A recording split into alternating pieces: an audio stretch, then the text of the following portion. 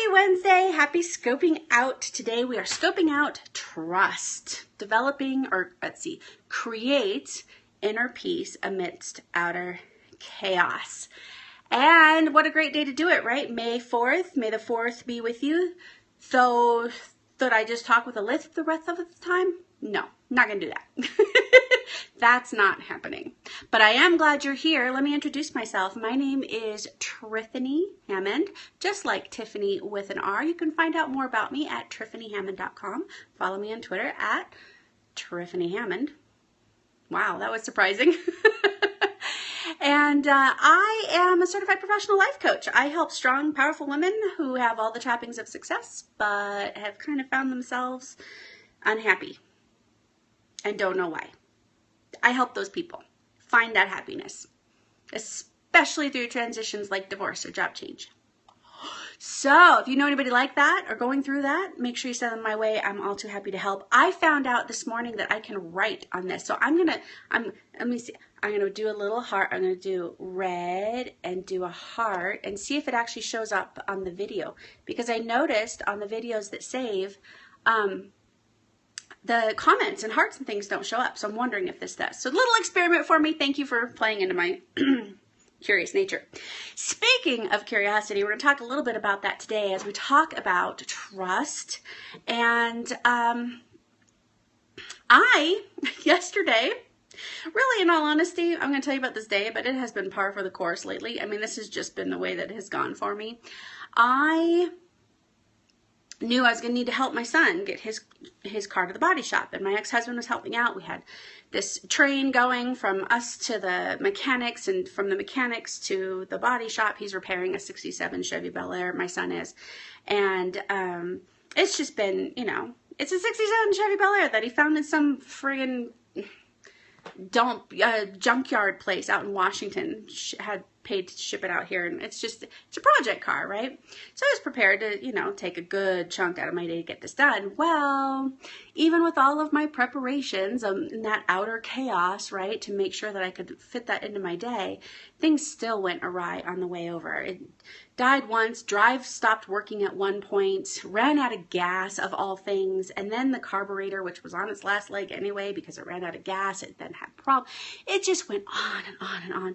And this was my day yesterday. My whole day went like that. I didn't get any work done until after 6 p.m. After my workout, after the kids were fed, my work day didn't even start until the evening started.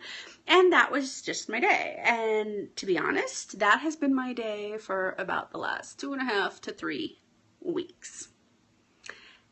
So why am I talking about this today? As I'm talking about trust, let me tell you. When this first started happening, I'm really highly tuned into my flow. I know exactly what flow feels like. And this, about 2.5 weeks ago, like I said, I started feeling myself get out of flow. Everything I started to touch became what I call a rabbit hole, right? We're going to go a million different directions. You think you're going one way, but this other thing comes up, and okay, well, while that's running, I'm going to go ahead and fix this, but that's out of ink, and no, get the car. Well, no, that's actually broken too. So now these two things are broken. Okay, well, while I'm calling the thing, I'm going to take care of this other thing. Well, that broke, or that didn't show up, or that didn't. My last 2.5 weeks have been like this. And what's interesting is it's different than when I'm in my flow and this stuff happens, and I'm like, all right, I'm receiving some symbols. I'm receiving some messages here that I need to refocus. I need to do something differently, right?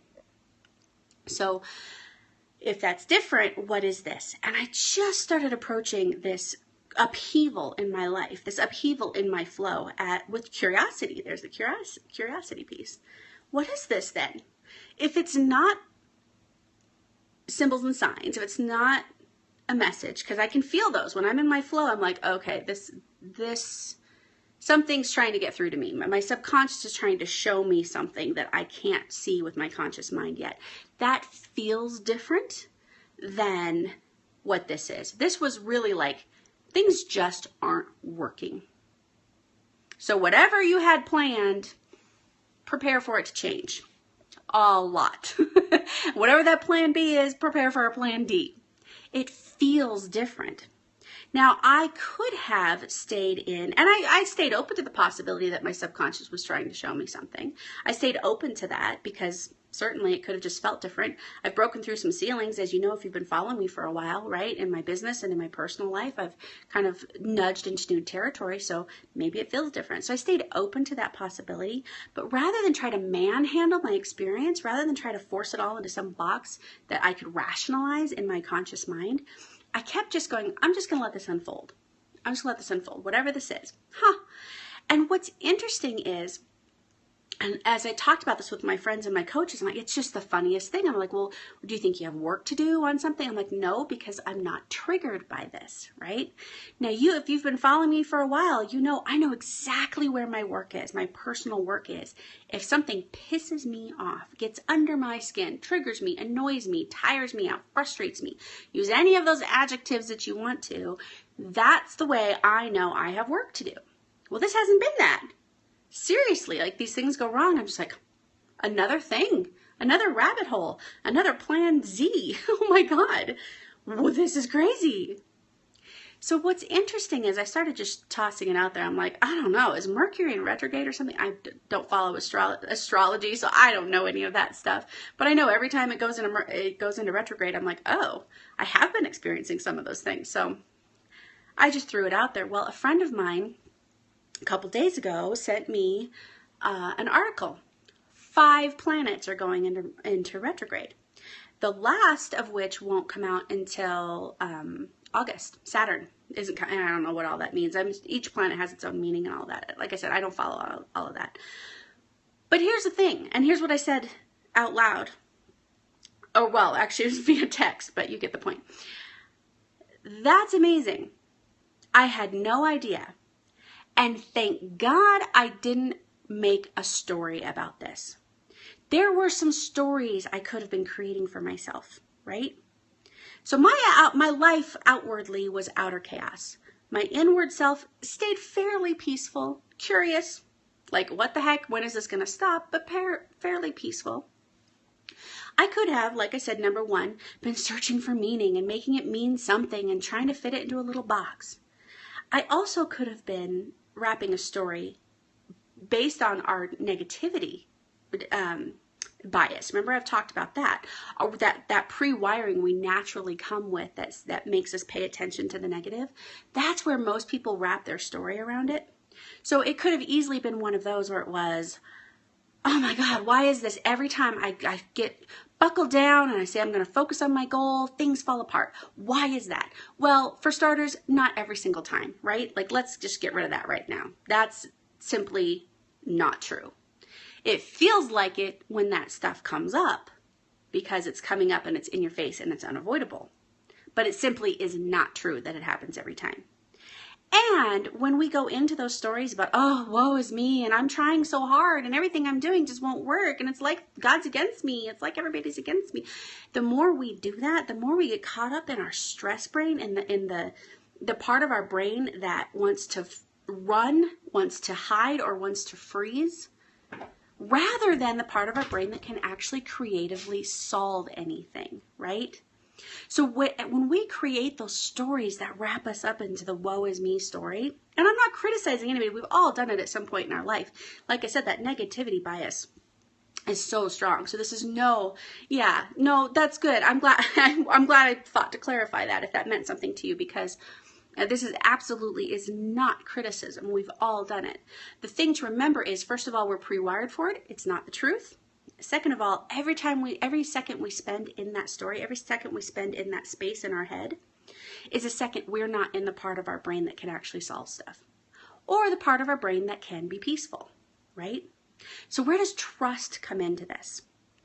Trust comes when we start to look at life as a long game, right? If I was just focused in on that tiny little portion of my life that I was trying to get through, the next hour, the next to-do thing in the next time block that I blocked out for my business, or the next thing I had to do yesterday to get my son's car from point A to point B to point C, if I had just been focused on that, everything about that adventure would have felt like a failure. So remember, it's a long game. It's not just this one moment. It all Every moment we have is a piece of the puzzle of the larger picture of our lives, right? So we've got to trust that in that long game, we're getting exactly what we need. So what did I get yesterday? What was perfect about yesterday? Well, I got practice at patience. I got practice at agility. My son got practice at figuring out his car and how to fix stuff and the different things that can go wrong. How about keeping a full tank of gas, right? Those are all life things. Those are all life skills that our hardships create the opportunity for. Our hardships create our opportunities for growth. If we let them, right? They can also create the opportunity for a hurtful story that we wrap around in our head. That's the trick to inner peace, is trusting life is a long game, trusting that our hardships actually serve us. And there's that third piece that is trusting ourselves, trusting that we will rise to the occasion, trusting that we will learn, trusting that next time will be better. And it always is. It always is. Even if it's as simple as, well, I got through this last time, right? That's tenacity. It's also self-efficacy, the knowing that you can overcome things, the knowledge that you've got what the tools it takes to get through stuff. Does that make sense? Great. Good.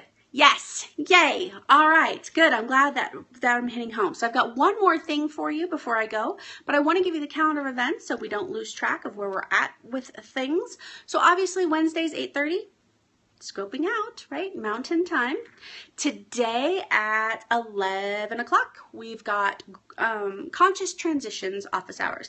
Conscious Transitions is a home course in grief and growth. It comes with a couple months free membership, and well, that's only for a short time, a couple months. Usually I go ahead and add in 1 month. And some office hours, all kinds of support with it, but you take the course at your pace. If you're going through a divorce, you know somebody's going through a divorce or any other major life transition, make sure you're signed up for this course. You can go to tiffanyhammond.com/conscious transitions, all one word, no spaces, no underscores. And if you're watching the video, you're probably seeing links pop up here too, so you can follow those. And then May 11th, next Wednesday, 8:30, scoping out, right? We're going to be right back here on Periscope. Join me live. Follow me on Twitter to make sure that you are, that we're synced up. Follow me on Periscope. I'll follow you back, and we'll have some good times together as we learn from each other's life experiences. May 14th, Divorce Workshop in Cherry Creek. That's Saturday. That's that denverdivorceworkshop.com.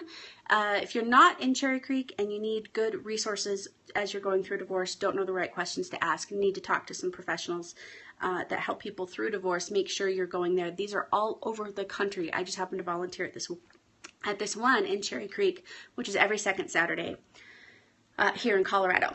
And then May 19th is the third Thursday. That's our Inside Scope. Send me your questions. What's going on for you? If you're not quite sure what questions to ask, go to last month's Inside Scope. I broke it down pretty easily about how to start looking at your life from an investigative point of view, that curiosity piece again. So make sure you're going to that. This is May, so that was April's if you can find it. Knowing the right questions to ask, check that out. And then send me your question. Pretty cool. And again, I'll be putting links up here in the corner. So we talked about briefly just a second ago about the trust in yourself. Trust that I am capable, trust that I can do it, right? There's tenacity and there's self-efficacy. I talk about this all the time. So if you've been coming for a while, this is not the first time you've heard this. And still, it bears repeating, especially in this scenario, because as I'm talking about day after day for 2.5 weeks of coming across obstacle after obstacle, again, my focus is naturally going to go to the obstacle, the hardship, the hard story, right? As my focus comes over to the ability, the tenacity, the capability that lies within me to overcome these things, especially overcome this with a modicum of inner peace, that's pretty damn impressive. My job is to log that as proof. Right? How do we create a new belief in our system? We log the proof, of our new belief, that we have plenty of proof, yes, but that's just rationalization. That's not going to change the belief. What changes the belief is the emotional attachment to that proof. So when you can be proud of yourself, when you can bask in the glory of the success of keeping your cool during a hard time, that is something that begins to rewire the brain and refocus it so that the default pathway comes over to I am and I can.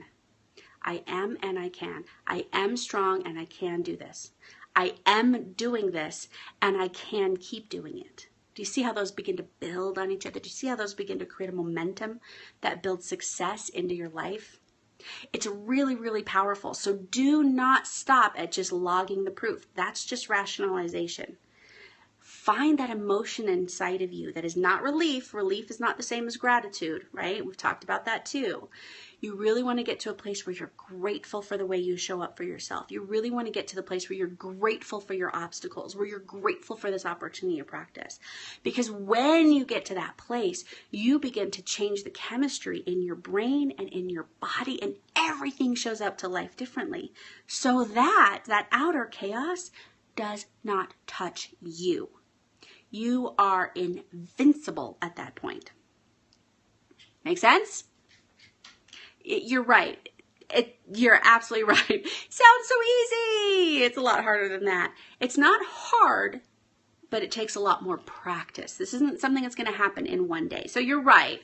You know, easier than it sounds, or it sounds easier than it is, but it actually is quite simple. But remember, life's a long game, and it might take a little longer than you expect, which is, again, why you want to log the proof for how you're succeeding. So if you even do it once in a day, once in a week, I don't care. That is progress, because that is one more time you did it that you weren't doing it before while you were on that negativity default, that negativity bias. Yeah? Give credit where credit is due. We've scoped about that too, right? So thank you so much for being here. Remember to subscribe. Remember to send me your questions for the Inside Scope. Remember to come back here at 8:30 on Wednesdays Mountain Time, and I'll see you next time. Go out and create a great week, everybody. Bye-bye.